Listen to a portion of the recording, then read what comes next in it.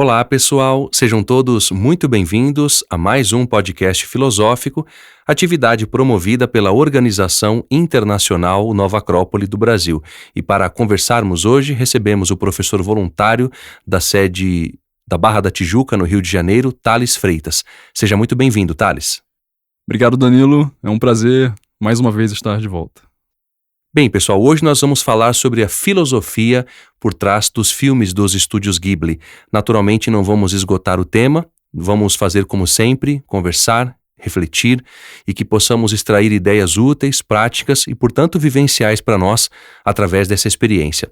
Bom, Thales, a gente conversava aqui um pouquinho antes de começar a gravação e a gente estava falando justamente da profundidade com que esse estúdio trabalha através não só do Hayao Miyazaki, que é o responsável, mas por todos aqueles que permeiam essa estrutura dos estúdios Ghibli, onde há muita filosofia, muita reflexão, tanto que nós já gravamos alguns podcasts, inclusive, sobre filmes, e eu gostaria que você começasse falando um pouco de um aspecto muito importante que é o valor e a coragem nos filmes dos estúdios Ghibli. Quando a gente vai falar e assistir esses filmes, a gente percebe uma capacidade de simbolismo muito grande, e dentro disso, o valor, a coragem, tudo isso está muito evidente nessas histórias. Eu gostaria que você falasse sobre isso para começar aqui a nossa conversa. Perfeito, Danilo. Realmente o simbolismo está presente em todos os filmes, né? Do Estúdio Ghibli. A gente, quando assiste, desde Meu Amigo Totoro, que é um dos mais conhecidos da década de 80, até mesmo O Menino e a Garça, que é mais novo, agora de poucos anos atrás, a gente percebe o simbolismo muito presente, né? O símbolo é aquela capacidade que a gente tem de colocar o ser humano em contato com uma linguagem que, nos filmes do Estúdio Ghibli, eu vejo como a linguagem do coração. A linguagem do coração, uma linguagem simbólica do mundo metafísico, que você não coloca a mão, você não cheira, você não toca, mas você sente. Você sente, você percebe por uma intuição interna.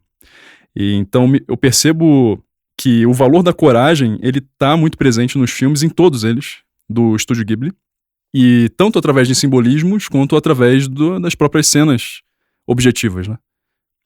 A coragem, quando a gente olha para alguns personagens principais, desde crianças até adultos, a gente vê como que esses personagens têm a capacidade de, mesmo passando por momentos de medo, mesmo passando por momentos de dificuldade, e às vezes demonstrando esse medo, ainda assim eles passam por isso e vão adiante, né?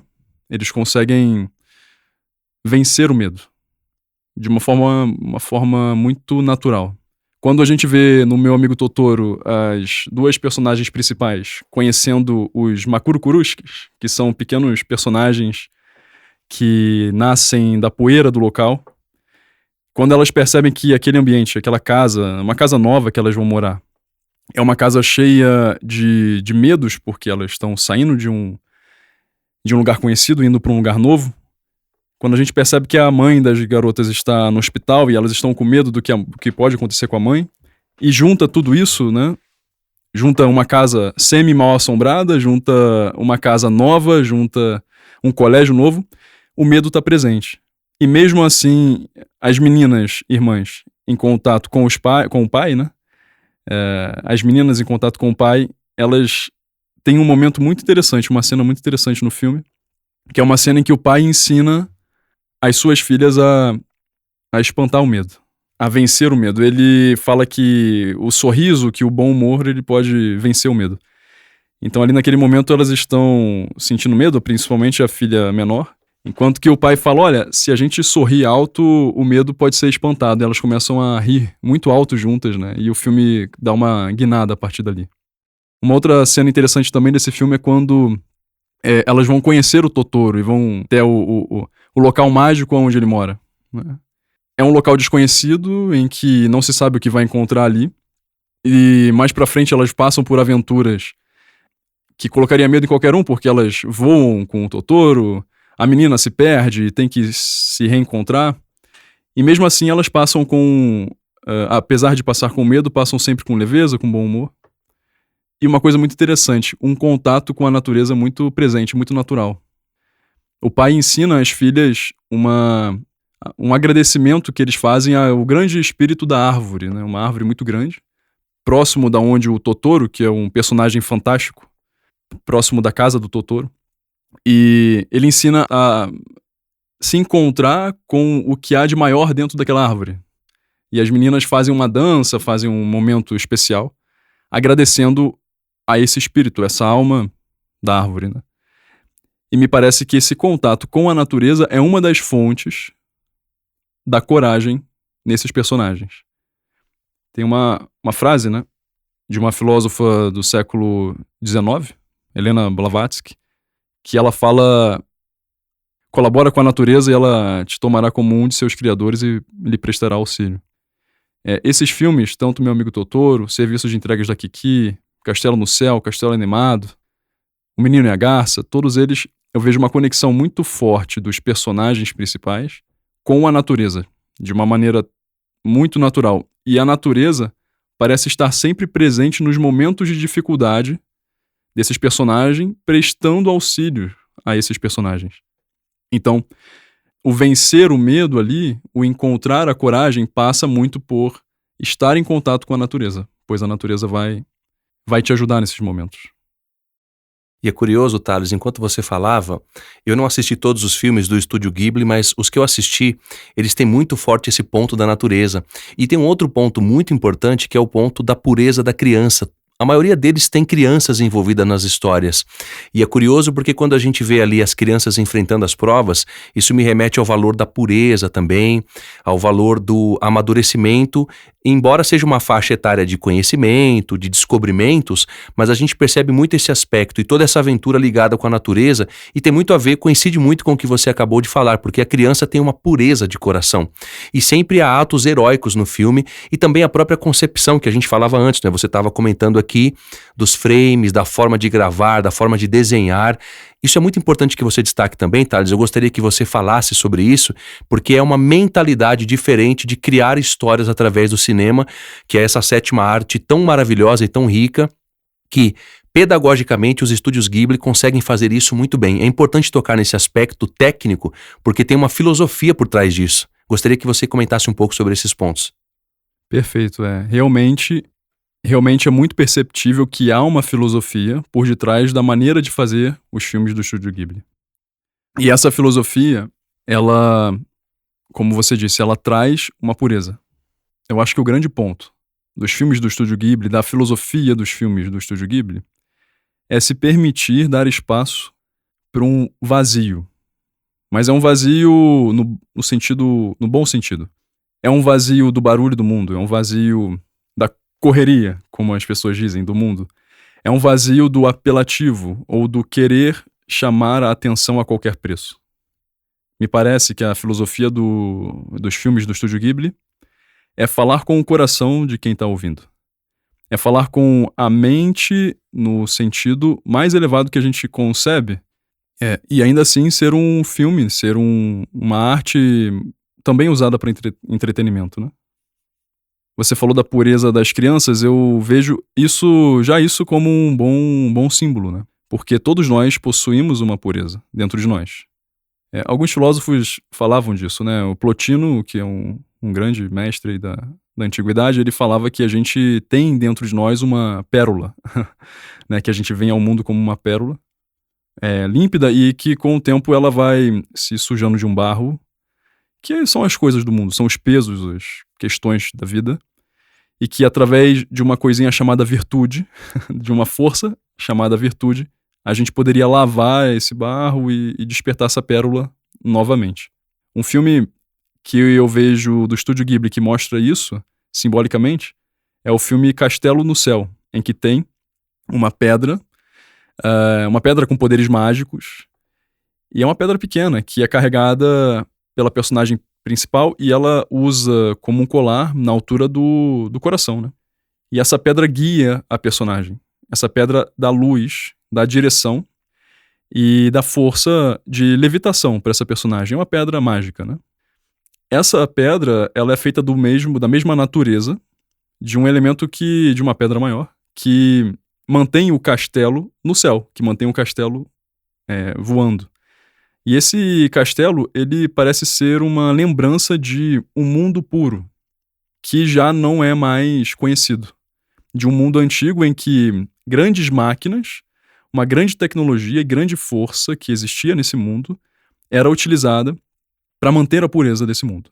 Tanto que a primeira cena dos personagens, que são crianças, quando chegam nesse mundo novo, é uma cena em que eles encontram um grande robô forte, que esse mesmo robô que foi mostrado anteriormente, com poder bélico muito grande, um poder para guerra, um poder para destruição, esse mesmo robô, ele agora é mostrado cuidando de um ninho de um passarinho, em que a nave dos personagens tinha pousado em cima de um ninho e o robô chega de longe e retira a nave de cima do ninho dos passarinhos.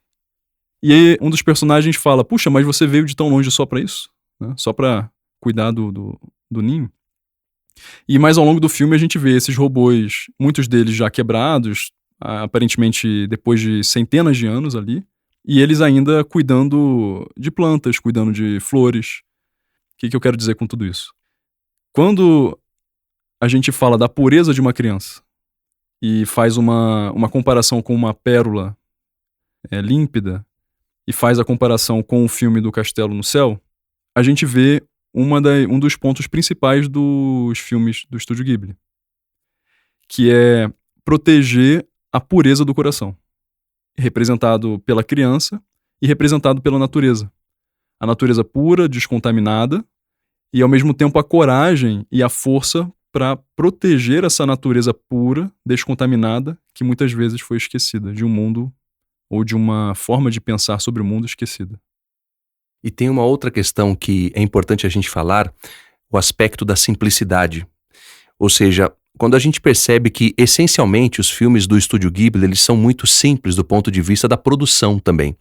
E é óbvio, a gente não fala aqui de uma questão só monetária, a gente fala de uma questão de uma necessidade de transmitir simplicidade. Isso é muito importante da gente refletir, porque são filmes que têm uma capacidade de singeleza, de pureza, como a gente já colocou aqui como virtude, como um adjetivo, e também dessa simplicidade da própria essência das coisas. São filmes muito ricos em rituais, passagens profundas e rituais, entendamos isso de uma maneira filosófica, que é a capacidade da gente plasmar na Terra momentos ou experiências sagradas, espirituais, valorosas. Então é muito importante falar disso também, Thales, porque é algo muito diferente para o mundo em que a gente vive hoje. É muito diferente a simplicidade. Vou buscar trazer algo do coração aqui, né? Já que a gente está falando disso. A simplicidade é um conceito aparentemente esquecido. A força que a simplicidade contém chega a ser estranha pra gente, pro mundo moderno. Vamos pegar uma cena do filme Castelo Animado. De novo, o filme Castelo Animado, ele mostra um castelo que se move pela força de um fogo que representa o coração de um dos personagens. Veja isso, o castelo em si já é um próprio personagem. Não é só um ambiente, é um personagem. E ele é movido por um fogo que representa o coração de um dos personagens. E num desses momentos do filme, uma cena muito interessante que eu acho que tem tudo a ver com o conceito da simplicidade e de como a simplicidade tem força e mesmo assim gera uma estranheza para o mundo moderno, é a cena em que a Sophie, ela, depois de tomar um chá simples com o outro personagem, que é uma criança, depois de tomar um chá, ela se senta num ambiente natural e observa, simplesmente observa e contempla a natureza. A gente se vê naquele momento nos olhos dessa personagem, sentada ali numa cadeira simples, na beira de um lago e observando as nuvens e uma paisagem bonita com uma montanha muito bonita no fundo. E a Sophie, ela fala o seguinte: estranho, há tempos eu não sentia uma paz tão grande. De novo, ela acha estranho não sentir uma paz tão grande há tanto tempo. E o filme se permite uns 2 minutos de puro nada. Mas é um nada tão completo, é um vazio tão preenchido, que nos leva a perceber que o estranho, na verdade, é a gente passar o dia a dia sem essa paz, que na verdade é muito simples. Não havia necessidade de grandes tecnologias ali, Não havia necessidade de grandes recursos financeiros. Ela simplesmente tomou um chá, sentou numa cadeira e assistiu um dia comum e contemplou por 2 minutos. O filme se permite gravar uma cena de provavelmente 2 minutos, talvez, de nada. Sendo que para um outro estúdio talvez fosse um momento que seria cortado, né, do filme, porque não representaria nada. Mas esse momento representa um nada preenchido, um vazio completo. E é uma simplicidade poderosa. Acho que por nós hoje termos muita informação a todo momento e um vício muito grande por a todo momento estar com a mente ativa, a gente gera uma espécie de lixo mental que nos atrapalha a perceber como a simplicidade da essência das coisas mostra muito mais felicidade do que sempre estar ativo a todo momento. E aí tem 2 questões que são importantes da gente trazer também. Dá para fazer uma reflexão dentro dessas 2 ideias, que é justamente a jornada filosófica de cada um desses filmes. Todos eles, a gente percebe que existe um herói que parte de um ponto, passa por toda uma saga de aventuras e retorna para o ponto principal e termina a sua saga diferente, como todas as histórias míticas, mitológicas, de aventuras heróicas. Ou seja, e eles não vão sós, tem esse auxílio da natureza que você bem lembrou. A princesa Mononoke, por exemplo, também é amparada pelos céus, pela natureza, pelas pessoas que estão em volta dela. Esses seres são muito especiais e simbolizam virtudes que todos nós temos e que podemos despertar aos poucos. E é como você bem colocou, né, Thales? Se a gente vai ver os filmes modernos de hoje, de um modo geral, é tanto CGI que a gente se perde às vezes nas explosões e nas coisas que acontecem e esquece a essência de uma história que tem uma relevância. Ou seja, uma história que pode ser contada e recontada, que sempre vai ter valor. Ou seja, as virtudes como um tema central dentro dessa jornada filosófica. E eu gostaria que você falasse sobre isso, justamente pela relevância que tem esse tema de que não são histórias comuns, no sentido de que são triviais. São histórias extremamente profundas e que trazem aprendizados. Você até comentou comigo, poxa, eu assisti O Menino e a Garça uma vez, mas tenho que ver de novo. Eu assisti Princesa Mononoke anotando os pontos e tem que ver de novo. Não são filmes fáceis. A gente pensa assim, com a nossa mente, né, cheia de dúvidas e de certezas infundadas. Pô, já assisti, já entendi. Não são filmes fáceis de entender. Por essas razões, eu gostaria que você falasse um pouco mais sobre isso. Você falando, Danilo, me lembrou muito do filme da Viagem de Chihiro, né, que o filme começa normal, começa comum, e de repente os pais viram porcos, os pais da menina, né, de repente os pais da menina viram porcos. E a partir daí começa uma ponte entre 2 mundos, entre um mundo ordinário e um mundo extraordinário. Inclusive o filme, ele concretiza essa ponte, né? Existe realmente uma ponte que, numa certa hora do dia, os personagens fantásticos transitam por ali. E essa vida fantástica, ela é uma ponte para o mundo das virtudes. Ela é uma ponte para o mundo em que você vai encontrar com monstros e para o mundo que você vai encontrar com forças positivas e também com forças negativas. E ali vem a sua escolha. Por exemplo, no filme A Viagem de Chihiro, a gente tem a aventura filosófica da personagem Chihiro, passando pela purificação, ou pelo apoio que ela vai dar à purificação do espírito de um rio, que é um personagem que começa a aparecer no filme pela primeira vez como um personagem fedorento, horroroso. Enfim, no filme, esses personagens são clientes, né, de uma casa de banho. E esse é o pior dos clientes de todos, porque por onde ele passa, ele suja tudo, né? Mas, olha que interessante. Com essa ponte que a Chihiro faz pro seu mundo fantástico, ela descobre ali dentro a virtude da purificação e a virtude do trabalho generoso pelos demais. Então, apesar de ela ser forçada a um trabalho ali, por mais que essa forçação de barra exista, ao mesmo tempo, dentro dela, ela vai despertando com o passar do trabalho um poder de generosidade. E ao longo do filme, a paixão entre a personagem Chihiro e o espírito do rio gera ali um amor, né, que purifica o rio. Até que a gente descobre que, na verdade, aquele grande ser fedorento era, na verdade, um espírito muito poderoso, que precisava passar por uma purificação. Então você vê, o personagem começa o filme e passa por uma aventura filosófica despertando poderes internos, ou seja, despertando virtudes, e no final ele já não é mais o mesmo. Ele passa por uma viagem, ele passa por uma ponte. A própria Chihiro, ela faz uma viagem de trem, né? E o trem, em muitas culturas, em muitos filmes, é demonstração de transformação. Você está saindo de um ponto, indo para outro, indo de uma cidade para outra, uma viagem longa, e você está passando por uma transformação. Isso a gente falando sobre a viagem ou a jornada filosófica que os personagens passam e a sua transformação e a sua purificação ao longo do filme.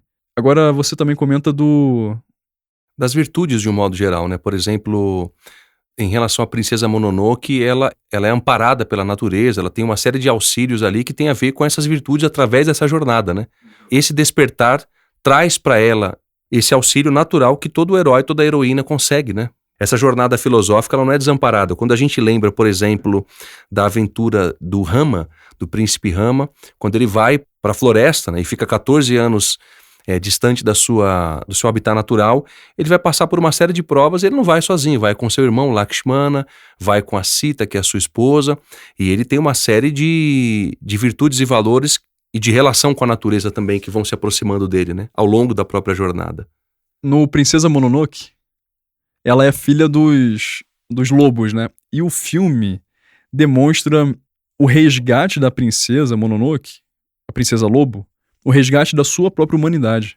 Na verdade, o filme demonstra muitos arcos de transformação. Um deles é esse, da princesa resgatar a sua própria humanidade. E ela, quando entra na floresta, ela tem o amparo de vários animais, né? E ela, quando vai combater os seres humanos lá da vila, ela também encontra um outro personagem ali que vai ajudá-la também. Então, e o que está conduzindo, qual é o fio condutor dessa personagem? É a coragem desenfreada. Ela simplesmente vai, e mesmo que ela tenha que morrer por aquilo, ela vai fazer, se ela entende que o que ela está fazendo é superior, é maior do que a própria vida dela, né? A importância que tem aquilo, aquela jornada dela, a importância dessa jornada é uma importância superior à importância da vida dela. Ela daria a vida por aquilo ali. E ao mesmo tempo, amparada pela floresta, ela entra em contato com o seu princípio natural, o seu princípio puro da natureza, mas ela também precisa passar por um arco de transformação, de resgate da sua própria humanidade. De lembrar que não é o ser humano em essência que é ruim, mas que a gente precisa purificar as questões que o ser humano vai agregando ao longo da vida para resgatar o seu valor humano puro, né? Eu vejo que a virtude da coragem é uma virtude que lava. É uma força, né? Um virtus, é uma virtude que te ajuda a transpassar momentos difíceis, a ter perseverança, constância. E nesse processo de constância, de ritmo, você vai purificando os agregados, né? Coisas que agregam em volta da sua pérola, que a gente falou no início. E a gente lava isso e essa pérola vai renascendo ali.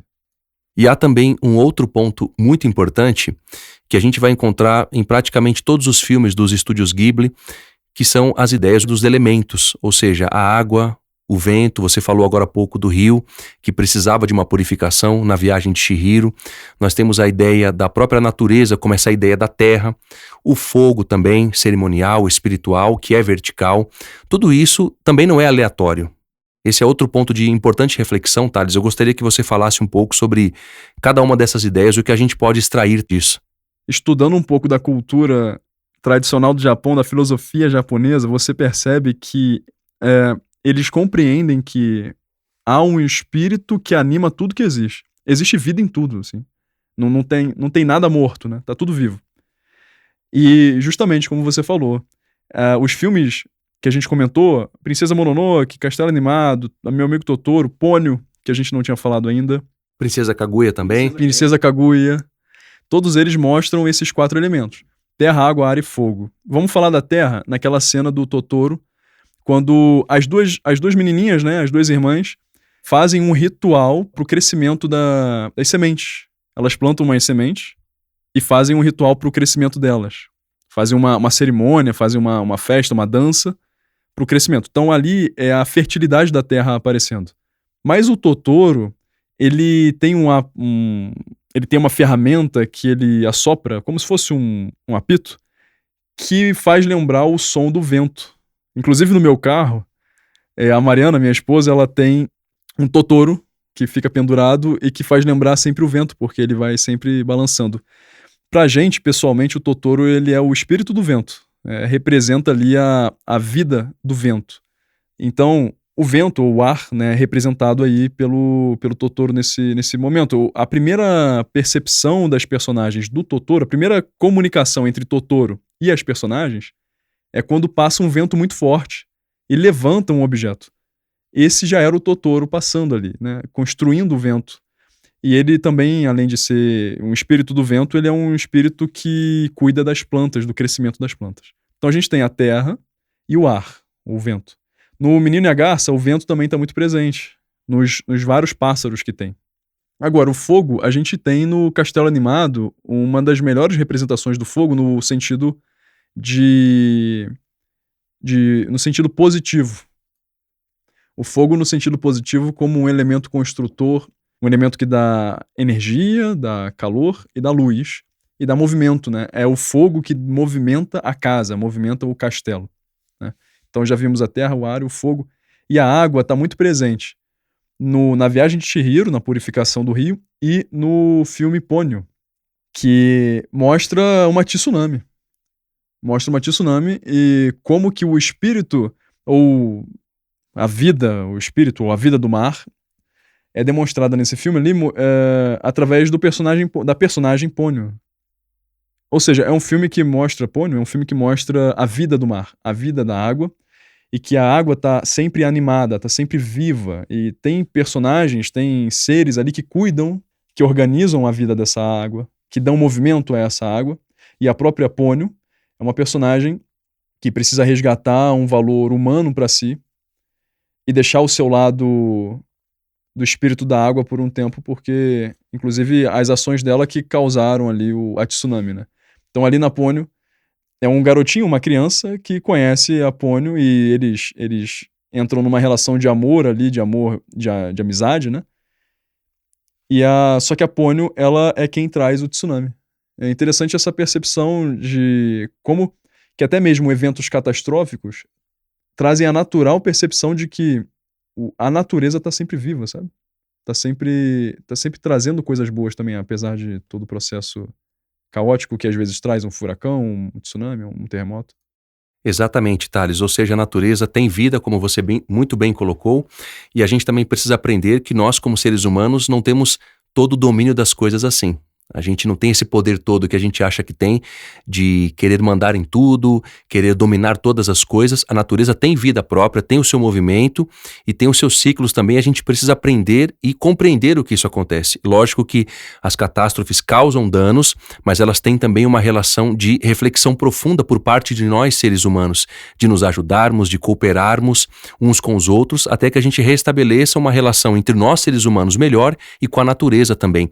E isso é um ponto que os filmes do Estúdio Ghibli traz muito bem, essa correlação do ser humano com a natureza, dos animais, essa cooperação, purificação, ou seja, Thales, tem muita coisa e naturalmente que a gente vai precisar gravar os podcasts também desses filmes em específico, porque há muito o que falar, mas como síntese, eu gostaria que você trouxesse a sua mensagem final nesse sentido de trazer um resumo das principais ideias, elementos e referências que a gente pode ter para que a gente não só assista aos filmes do Estúdio Ghibli como meros espectadores, porque a gente pode perder uma experiência grandiosa daí.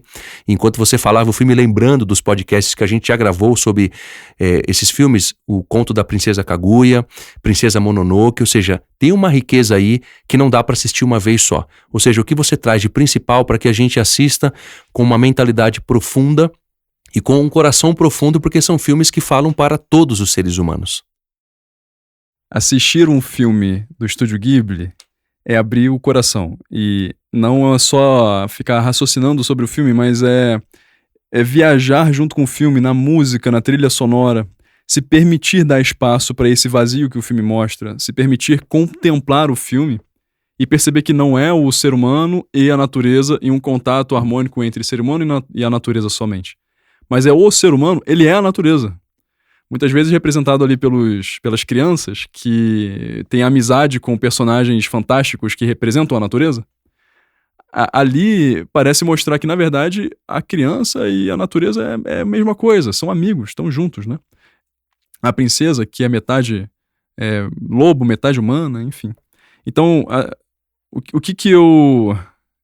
qual o convite que eu faço, né? Pra quem tá ouvindo a gente aí, qual o convite que eu faço pra assistir esses filmes? É que possa, primeiro, reassistir o filme várias vezes, escolha alguns filmes e reassista, e se permita dar um espaço dentro do coração, dar espaço para um vazio, dar um espaço para um sentimento de paz e perceber que os filmes são simbólicos, né?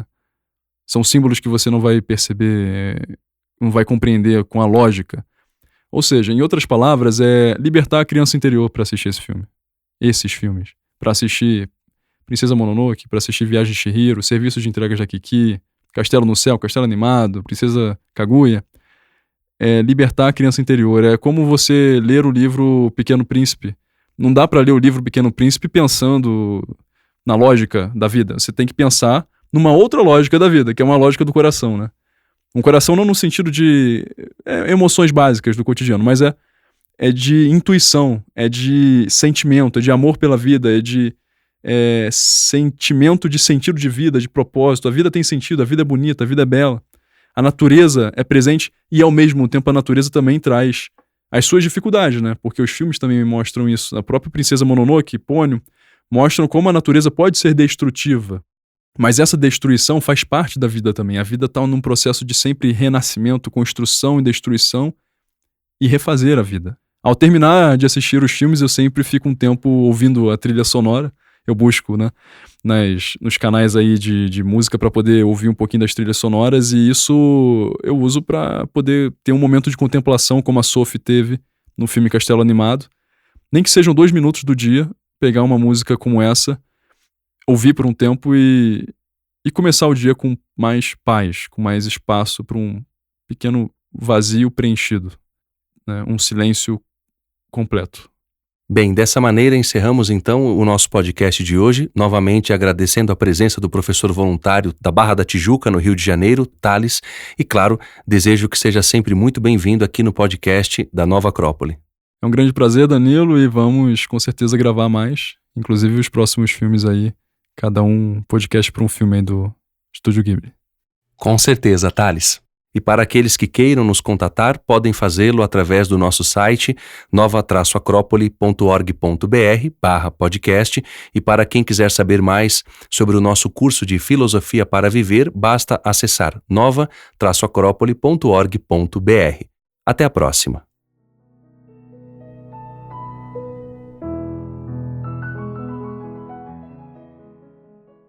A trilha deste podcast é de autoria de Claude Debussy e chama-se Arabesque.